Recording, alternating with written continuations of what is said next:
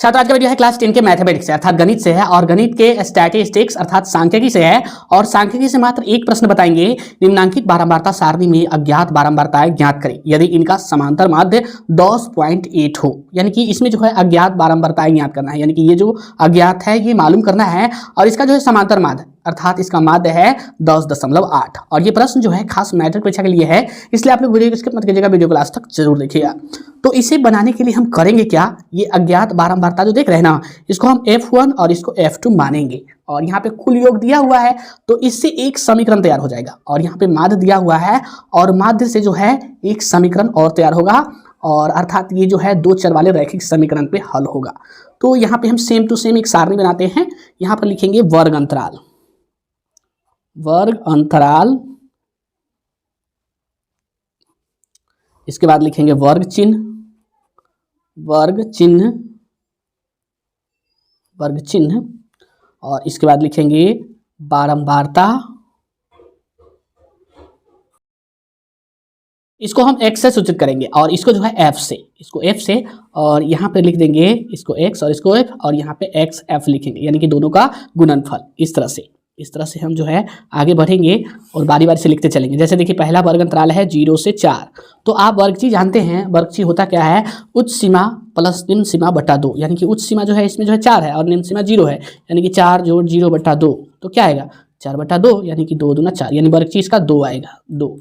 तो यहाँ पे 2 लिखिए, वर्गची लिखिए 2 और इसकी बारंबारता क्या है 3 है, तो ये दोनों का गुना होगा ना तो 3 दूना 6 हो जाएगा यहाँ पे इस तरह से। अब आगे लिखिए, इसका लिखिए 4 से 8,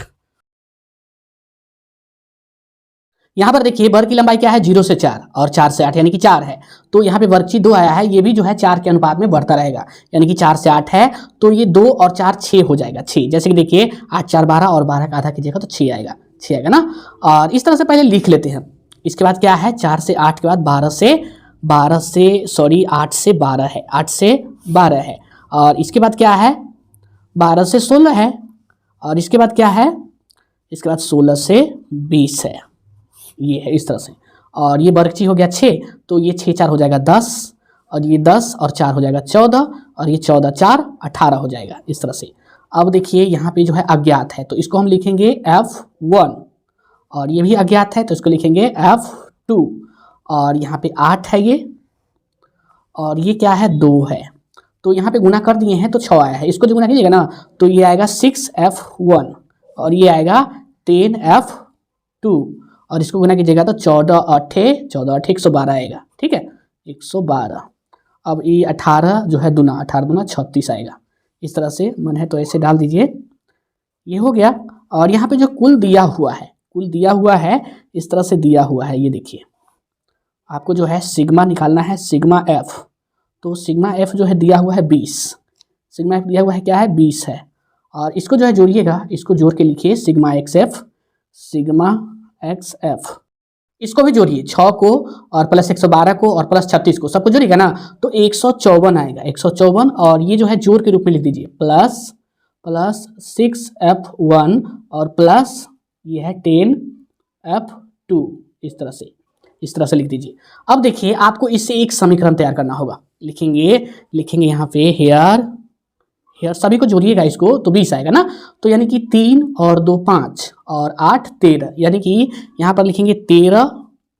प्लस यानी कि 3 और 8 11 2 13 प्लस F1 प्लस F2 बराबर 20, या लिखेंगे या इसको जो है 13 को उधर ले जाइए, यानी कि F1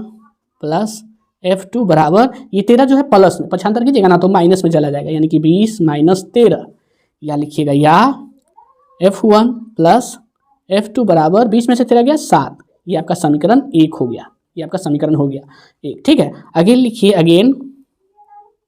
अगेन आपको जो है जो माध्य का फॉर्मूला मालूम होगा, माध्य का फॉर्मूला होता है सिग्मा एक्स एफ बटे सिग्मा एफ, तो सिग्मा एक्स एफ आपको ये हो गया और सिग्मा एफ हो गया 20। तो अगेन लिखेंगे, यहाँ पर लिख देंगे माध्य आपको मालूम है 10.8, तो लिखेंगे हम यहाँ पर लिखिए सिग्मा एक्स एफ बटा सिग्मा एफ बराबर कितना है, यहाँ पर देखिए 10.8,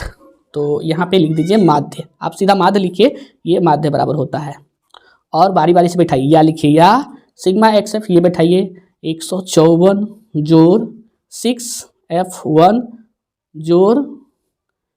और क्या है 10F2 और बट्टा लिखिए सिग्मा एफ क्या है 20 है, 20 लिखिए और बराबर डाल लीजिए 10.8 इस तरह से। अब आगे बढ़िए इस तरह से, या लिखिए या लिखिए इसको क्या कीजिए, ये जो है ये भाग में है ना, इधर चला जाएगा, गुना में जाने दीजिए। लिखिए 154 जोड़ 6F1 जोड़ 10F2 बराबर 10.8 गुने 20। या लिखिए या इसको गुना कर लीजिए और साथ में जो है इसको आप ले चलिए उधर, ये प्लस में है उधर जाएगा माइनस में, तो यहाँ पर लिखिए आप 6F1 और प्लस 10F2 बराबर, इसको गुना कीजिएगा ना तो 108 दूना आएगा 216 और लिखिए यहाँ पे 216। दोस्तों यहाँ पे जीरो देना भूल गए हैं, यहाँ पे जीरो लिखिए पहले, क्योंकि 216 जो अंक आया है ये जीरो तो आएगा ना, तो इसके बाद दशमलव यहाँ होगा, इसको हम काट देते हैं, इसको काटिए और यहाँ पे लिखिए 216, सीधा लिख दीजिए 216, क्योंकि जीरो को हटाइएगा ना तो यही आएगा, हटाइए 216 आ गया इसके बराबर। और ये लिखिए 154 माइनस में -154। या लिखिए या यहाँ पे जो है लिखिए 6F1 प्लस 10F2 बराबर 216 में से 154 घटाइए, यानी कि 6 में से 4 गया 2 और 1 में से 5 नहीं जाएगा, 11 में से 5 गया 6, 11 में से 5 गया 6, 62 आएगा ना। तो यहाँ पे क्या कीजिए कॉमा ले लीजिए, दोनों में वैनिस्ट है 2। या लिखिए या 2 निकाल लीजिए तो क्या बचेगा 3F1 और प्लस ये 5F2 और बराबर 62। या लिखिए या 3F1 प्लस 5F2 बराबर 62 बट्टा ये 2, ये चला जाएगा उधर जो है भाग में, 2 से काटिए 31। या लिखिए या 3F1 प्लस 5F2 बराबर 31, ये हो गया समीकरण 2। अब देखिए समीकरण 1 देखिए आपका क्या है, F1 प्लस F2 बराबर 7 और ये है 3F1 प्लस 5F2 बराबर 31। तो क्या कीजिए F2 को सेम कर दीजिए, यानी कि 5 से इसमें गुना कर दीजिए और समीकरण 1 से 2 घटा दीजिए, ऐसे लिखिए। या लिखिए यहाँ पे समीकरण 1 गुने 5 और -2 से, यानी कि हम जो है 1 में 5 से गुना कर रहे हैं और 2 जो है घटा रहे हैं। समीकरण 1 में जो है 5 से गुना करेंगे तो ये हो जाएगा 5F1 5F2 और बराबर 5 7 35। तो यहाँ पे गुना कीजिए, लिखिए 5F1 प्लस 5F2 बराबर 5 7 35 और इसको है जैसे वैसे लिख दीजिए। लिखिए 3F1 प्लस 5 लिखिए 5F2 बराबर 31 और घटाइए, यहाँ पे माइनस, यहाँ पे माइनस, यहाँ पे माइनस, तो ये तो गया और ये 5F1 में से 3F1 गया तो बचेगा क्या 2F1 और यहाँ पे 35 में से 31 गया तो बचेगा 4, इसलिए लिखिए इसीलिए F1 बराबर 4 बट्टा 2, 2 दूना 4, यानी कि F1 बराबर क्या आ गया 2, F1 2, यानी कि पहला जो है बारंबारता 2 है। अब जो है समीकरण 1 में ये मान रख दीजिए, लिखिए समीकरण 1 में F1 के मान रखने पर समीकरण 1 देखिए क्या है, F1 प्लस F2 बराबर 7, तो यहाँ पर लिखिए F1 प्लस F2 बराबर 7 या F1 का मान डालिए, F1 का मान 2 प्लस F2 बराबर 7 या लिखिए या